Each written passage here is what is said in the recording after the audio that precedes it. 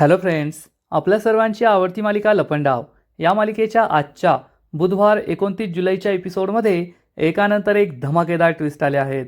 Friends, आजचा episode खूप भारी होता. मग नेमकं घडलंय तरी काय? तर आजच्या एपिसोडमध्ये चक्क सखी आणि कान्हा या दोघांचा घटस्फोट कॅन्सल झालाय. सखीला कान्हाचं सगळं सत्य समजलं. मी आणि कान्हा लहानपणी बेस्ट फ्रेंड होतो. आमचे बाबा हे एकमेकांचे मित्र होते आणि मनस्विनीने फक्त माझ्याच नाही तर कान्हाच्या बाबांचा सुद्धा खून केला होता आणि त्याचा बदला घ्यायलाच कान्हा माझ्या आयुष्यात आला. हे सगळं सत्य सखीला समजलं. सखीने कान्हाला भेटायला बोलवलं. इकडे बिचारा कान्हा रडत बसला होता की आज सन्हा संपणार, आज मी सखीला घटस्फोट देणार. पण त्याच वेळेस सखी सन्हा नाव असलेला कुर्ता घालून आली आणि मग तिने कान्हाला सगळं सत्य सांगितलं की मला सगळं कळलंय. आणि मग कान्हाने तिला उरल्या सुरल्या सगळ्या गोष्टी सांगितल्या आणि या दोघांनी एकमेकांना माफ केलं आणि त्यांचा घटस्फोट कॅन्सल झालाय.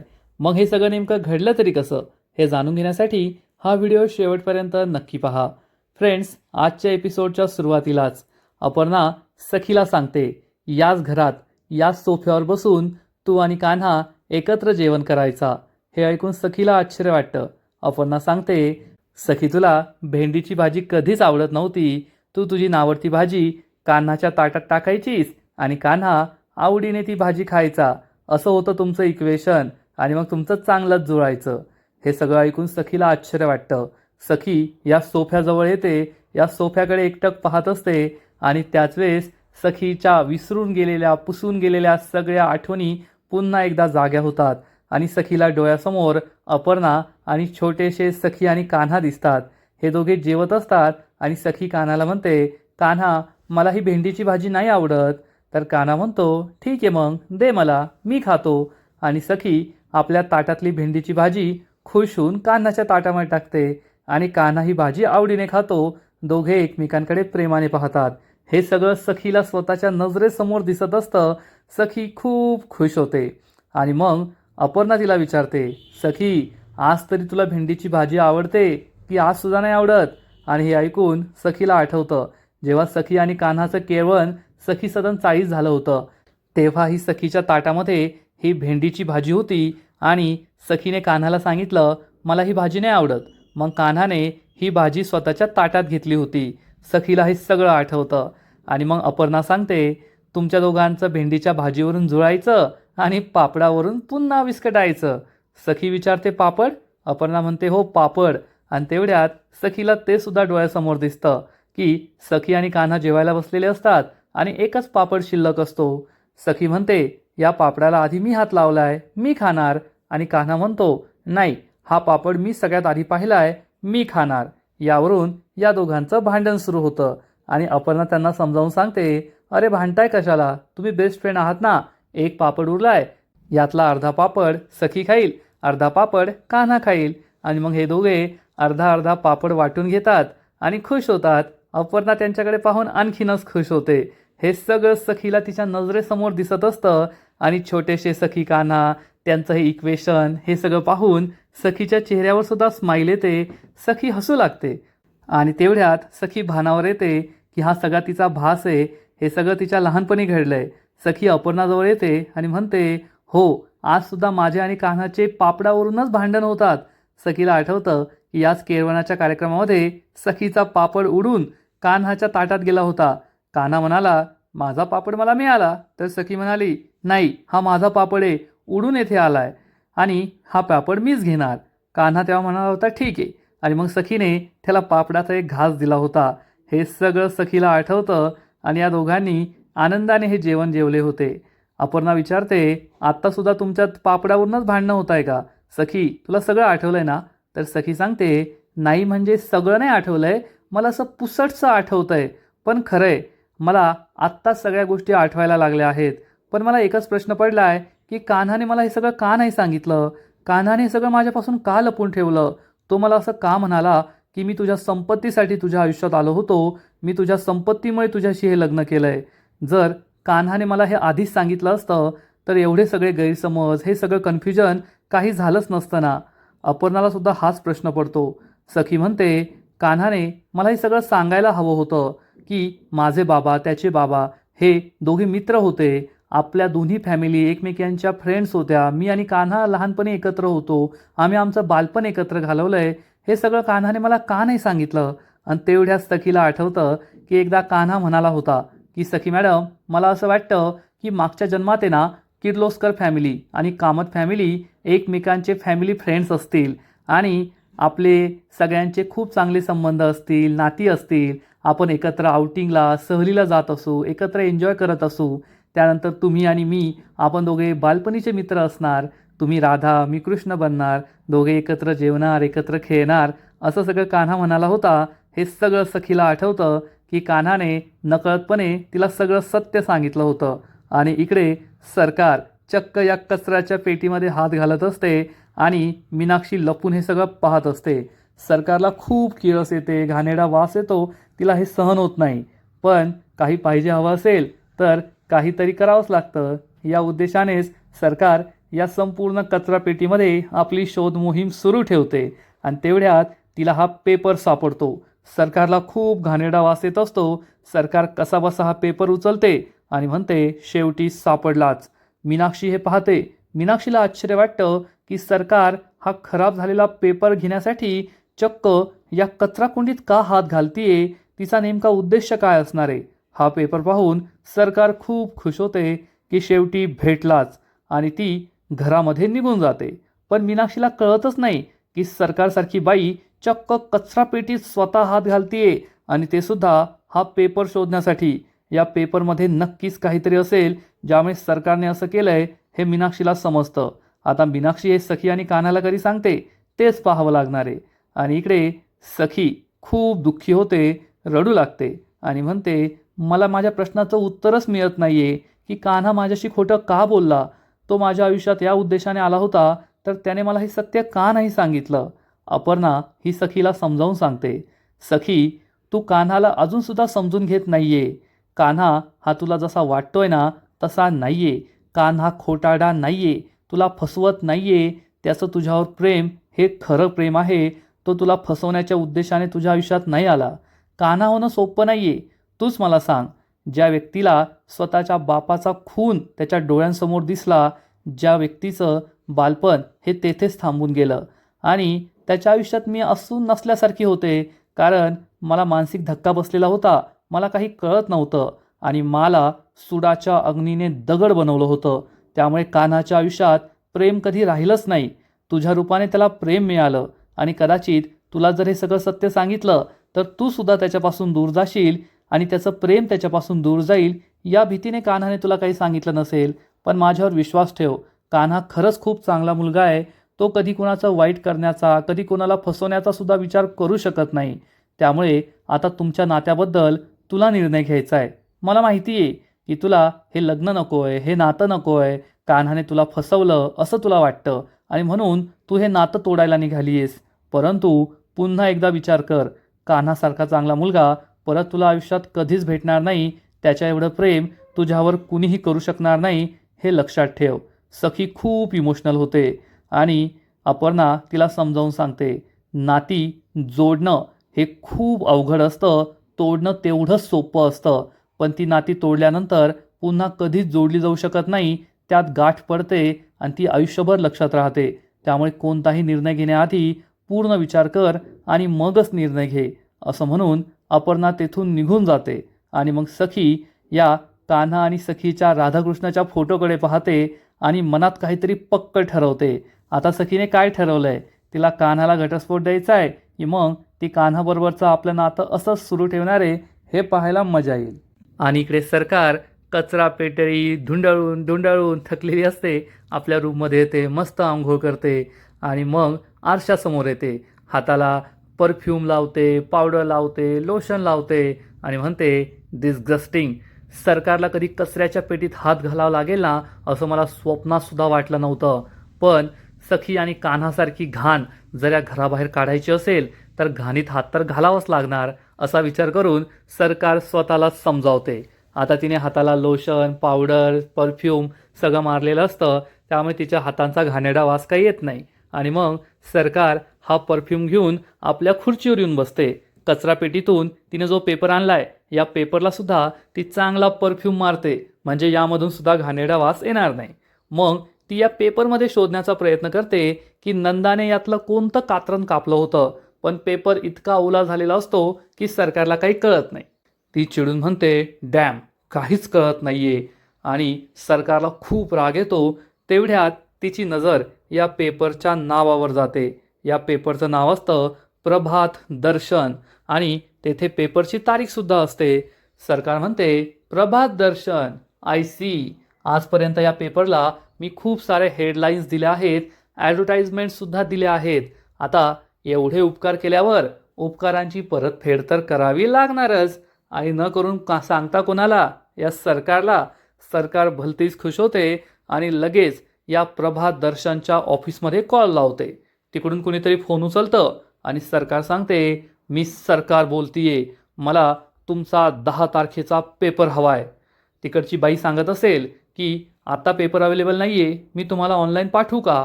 सरकार म्हणते, चालेल, ऑनलाईनसुद्धा चालेल, पुढील 2 मिनिटात हा पेपर माझ्या मोबाईलवर यायला हवा, खूप अर्जंट आहे. ही बाई हो म्हणते आणि सरकार फोन कट करते. सरकारला भलताच आनंद झालेला असतो, जसा का मी वर्ल्ड कपच जिंकलाय असं तिचे एक्सप्रेशन असतात. आणि सरकार म्हणते, आत्ता मला कळेल की या पेपरमध्ये असं काय रहस्य होतं ज्यामुळे यातलं कात्रण त्या नंदाने कापून ठेवलं, आणि काय होतं ते रहस्य हे लवकरच मला कळणार. असा विचार करून सरकार खूप खुश होते. पाहता पाहता रात्र होते आणि कान्हा अजूनही या चायनीजच्या दुकानाबाहेरच उभा असतो आणि त्याच्या हातामध्ये ते डिवोर्सचे पेपर असतात. कान्हा खूप दुःखी असतो, त्याच्या डोळ्यात पाणी असतं आणि तो विचार करतो, सखी मॅडमने स्वतः मला इथे बोलवलंय आणि त्यांना यायला एवढा उशीर का होतोय? आज सगळं संपणार आहे, सण हा कायमचे संपणार आहे.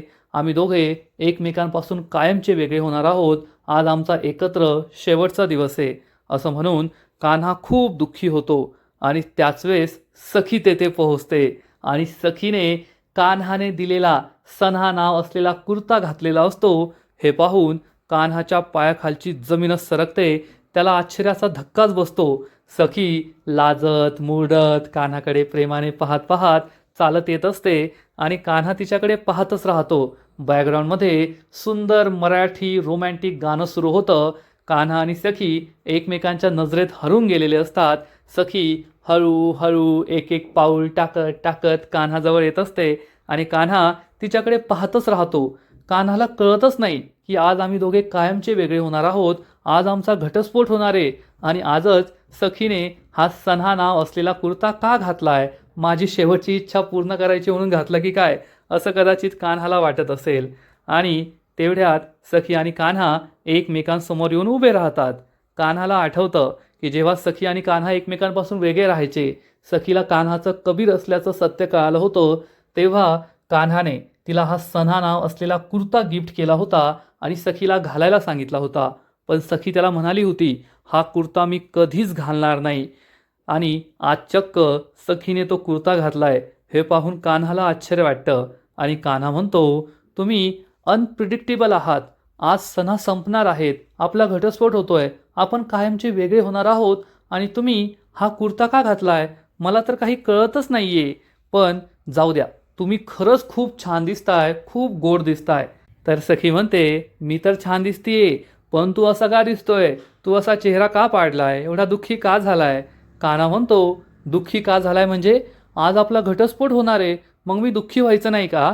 नाही, मला मान्य आहे, आजकाल घटस्फोट होणं हे खूप कॉमन झालं आहे. लोक आनंदाने घटस्फोट घेतात, एकमेकांपासून वेगळं होतात. नवऱ्याच्या दुसऱ्या लग्नामध्ये पहिली बायको येते, नवऱ्याच्या तिसऱ्या लग्नामध्ये दोन्ही बायका येतात. पण ते त्यांचं आयुष्य, मला त्याच्याशी काही देणं घेणं नाही आहे. पण मी स्वतः खूप दुःखी झालो आहे. मला हे बिलकुल आवडलेलं नाही आहे. मला दुःख होतं आहे की आपल्या दोघांचा घटस्फोट होतो आहे. आज आपल्या दोघांचा एकत्र शेवटचा दिवस आहे. आपण दोघे एकमेकांपासून वेगळं होतो आहे, हे मला बिलकुल सहन होत नाही आहे. त्यामुळे मी दुःखी आहे. आणि सखी ही त्याच्याकडे पाहतच राहते. सखी त्याला काही सांगतच नाही की मला सगळं सत्य कळलं आहे. कान्हा म्हणतो, जाऊ द्या, ते सोडून द्या. मला तुम्हाला माझं दुःख दाखवून तुम्हाला थांबवायचं नाही आहे. तुमची इच्छा आहे ना की आपल्याला घटस्फोट घ्यायचा आहे, वेगळं व्हायचं आहे, तर मी तुम्हाला घटस्फोट द्यायला तयार आहे.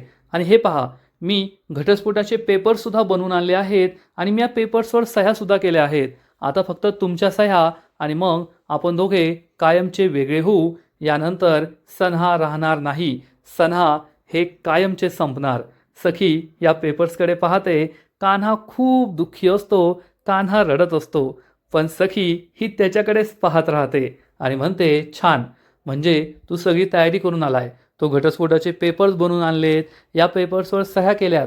तू मला जे वचन दिलं होतं ते वचन तू पूर्ण केलंय. पण मी या पेपर्सवर सह्या करण्याआधी मला तुझ्याकडून काही प्रश्नांची उत्तरं हवी आहेत. कान्हा सखीकडे आश्चर्याने पाहतो आणि मग सखी आपल्या पर्समधून ते 2 फोटोग्राफ्स बाहेर काढते. एकतर देवदत्त आणि राघवचा एकत्र असलेला फोटो आणि दुसरा सखी आणि कान्हाच्या बालपणीचा राधाकृष्णचा फोटो. सखी कान्हाला हे 2 फोटोज देते आणि हे फोटोज पाहून कान्हाला जबर धक्का बसतो. सखीला हे फोटोज कसे सापडले हाच प्रश्न कान्हाला पडतो. सखी कान्हाकडे पाहत असते की मला माझ्या प्रश्नांची उत्तरं हवी आहेत. पण कान्हा विचारतो, तुम्हाला हे फोटो कसे सापडले? सखी म्हणते, हे फोटो तू तुझ्या ऑफिसमध्ये तुझ्या केबिनमध्ये माझ्या बाबांच्या फोटो फ्रेममध्ये लपून ठेवले होते की नाही? कान्हा म्हणतो, सखी मॅडम, तुमचा खूप मोठा गैरसमज होतोय. मी तुम्हाला हे सांगणारच होतो. प्लीज माझं ऐकून घ्या. आणि तेवढ्यात सखी म्हणते, थांब थांब, इतका घाबरू नकोस. अरे यार, बालपणीचे मित्र आहोत आपण आणि तू असं काय करतोयस? हे ऐकून कान्हाला आश्चर्याचा धक्काच बसतो आणि सखी त्याला सांगते, मी आणि काकूंना भेटायला गेले होते. त्यांनी मला सगळं सत्य सांगितलंय.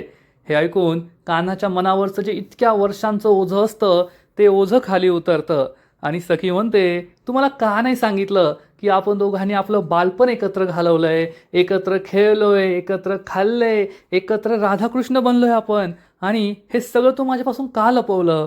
तुम्हाला का खोटं सांगितलंस की तू माझ्या प्रॉपर्टीसाठी माझ्याशी लग्न केलं, माझ्या आयुष्यात आला? मला खरं का नाही सांगितलं? सांग कान्हा. कान्हा म्हणतो, थांबा थांबा 1 मिनटं, मला एक मोठा श्वास घेऊ द्या. असं म्हणून कान्हा क्षणभर थांबतो, एक मोठा श्वास घेतो आणि सखीला म्हणतो, सखी मॅडम, तुम्हीच मला सांगा, मी तुम्हाला हे सगळं कसं सांगणार होतो? कारण जेव्हा मी तुमच्या आयुष्यात आलो ना, तेव्हा मला असं वाटायचं की माझ्या बाबांचा खून तुमच्या आईने म्हणजे तेजस्विनी कामतने केला आहे आणि तुमच्या आईवर किती प्रेम आहे, किती जीव होता हे तर मलाही माहिती आहे आणि तुम्ही माझ्यावर कधीच विश्वास ठेवला नाही. आणि जर मी हे तुम्हाला सांगितलं असतं की तुमच्या आईने माझ्या वडिलांचा खून केला आहे तर हे तुम्हाला पटलं तरी असतं का? तुम्ही माझ्यावर कधी विश्वास ठेवला असता का? सखीला सुद्धा ही गोष्ट पटते. कान्हा म्हणतो, मग हळूहळू मला या गोष्टी कळत गेल्या की माझ्या वडिलांचा खून हा तुमच्या आईने नाही तर मनस्विनीने केला आहे. तुमची आई कालकोठडीत आहे आणि हळूहळू मला या गोष्टी कळल्या. आणि खरं सांगायचं ना सखी मॅडम, तर मी तुमच्या आयुष्यात माझ्या वडिलांच्या मृत्यूचा बदला घेण्यासाठी आलो होतो. पण ज्या क्षणी पहिल्यांदा मी तुम्हाला पाहिलं ना, त्या क्षणी मी तुमच्या प्रेमात पडलो होतो. सखी आणि कान्हाला आठवतं की त्यांची पहिली भेट कशी झाली होती. कान्हा हा नोकरी मागायला सरकारच्या बंगल्यावर गेला होता आणि सरकारने त्याच्या अंगावर असे पैसे फेकले होते. तेव्हा कान्हा आणि वॉचमॅन हे पैसे गोळा करत होते आणि तेवढ्यात सखी तेथे येते आणि या पैशांवर पाय ठेवते. कान्हाला उन्हामुळे तिचा चेहरा दिसत नाही. कान्हा म्हणतो, लक्ष्मी, आणि कान्हा उभा राहतो आणि सखीला पहिल्यांदा पाहतो आणि म्हणतो, लक्ष्मी. कान्हा त्या क्षणी सखीच्या प्रेमात पडला होता.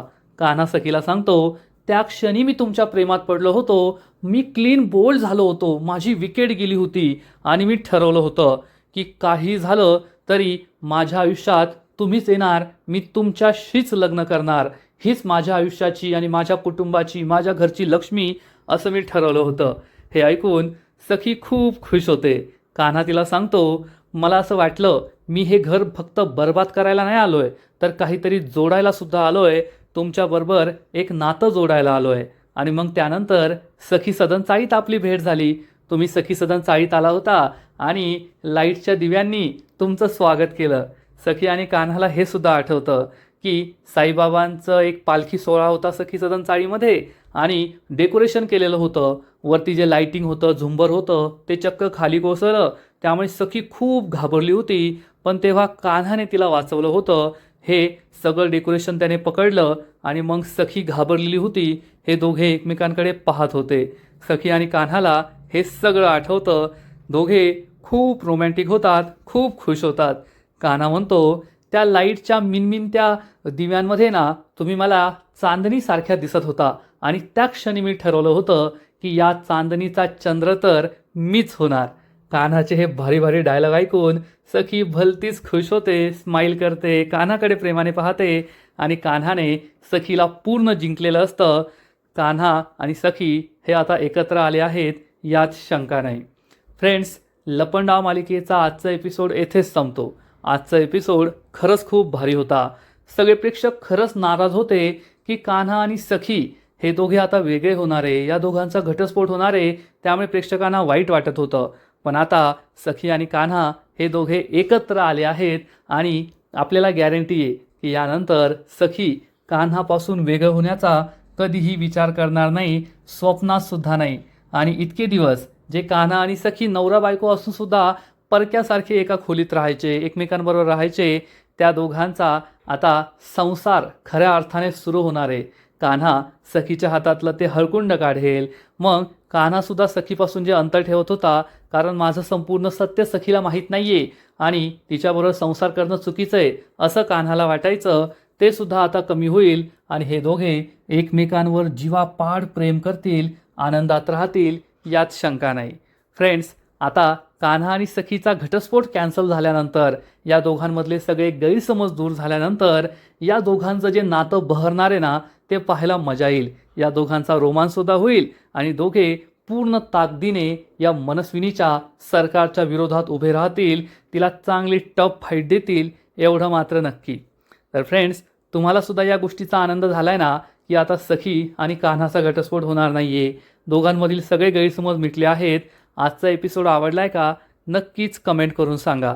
आणि या मालिकेचा आजचा एपिसोड तर भारी होता, पण पुढील एपिसोड आणखीन भारी असणार आहे, आणखीन मोठा ट्विस्ट येणार आहे, सखी खूप मोठी चूक करणार आहे. मग नेमकं घडणार तरी काय? फक्त सखीच नाही तर कान्हासुद्धा एक खूप मोठी चूक करणार आहे. कान्हा हा सरकारच्या घरात उभा राहून माशी फोनवर बोलत असेल आणि मला सांगेल, मा टेन्शन घेऊ नका, सगळं काही ठीक करणार आहे मी, कारण मी सुद्धा आहे कबीर देवदत्त किर्लोस्कर. आणि त्याच वेळेस सरकार त्याचा हा डायलॉग ऐकणार आणि देवदत्तचं नाव ऐकून सरकारला जबर धक्का बसेल. मग आता सरकारला कळेल का की ज्या देवदत्ताचा मी खून केला होता कान्हा त्याचाच मुलगा आहे, आणि मग त्यानंतर सरकार काय करेल हे पाहायला मजा येईल. आधी कान्हाने माती खाल्ली असेल, मग आता बायको ही नवऱ्यासारखंच करणार ना, मग सखी माती खाईल, सखी ही घरी परत येणार आणि सरकारला म्हणेल यानंतर कबीरपासून लांब राहायचं, आणि फक्त कबीरपासूनच नाही तर माझ्या सासरपासून लांब राहायचं, माझ्या सासूला आजी सासूला जाऊन भेटायचं नाही बरं का. सरकार म्हणेल, ए तुझ्या सासरी कोण गेलं होतं, मी नव्हते गेले. तर सखी म्हणेल, काय खोटं बोलतेस, मी तुला कबीरच्या घरी पाहिलंस, तू घराचा दरवाजा उघडला माझ्यासाठी आणि आता म्हणतीयेस की मी तेथे नव्हते, किती खोटं बोलशील. तर सरकार म्हणेल, काल मी घरीच होते दिवसभर, मी कोठेच गेले नाही, ऑफिसला सुद्धा गेले नाही, मग मी कबीरच्या घरी कशाला जाईल. तर सखी म्हणेल, मग जर तू तेथे नव्हती तर मग कोण होती, तूच तर होती, सगळं सेम टू सेम. हे ऐकून सरकारला जबर धक्का बसेल. मग आता सरकारला कळणार का ही ती नव्हती तर ती होती, म्हणजे तेजस्विनी. हे पाहायला मजा येईल. तर फ्रेंड्स, तुम्हालासुद्धा लपंडाव मालिका आवडते का? नक्कीच कमेंट करून सांगा. आणि या मालिकेचे असेच नवीन नवीन एपिसोड, नवीन नवीन अपडेट सर्वात आधी पाहण्यासाठी व्हिडिओला लाईक करा, शेअर करा, चॅनलला सबस्क्राईब करून बेल आयकॉनवर क्लिक करा, म्हणजे या मालिकेचे नवीन नवीन एपिसोड तुम्हाला सर्वात आधी पाहायला मिळतील. खूप खूप खूप धन्यवाद.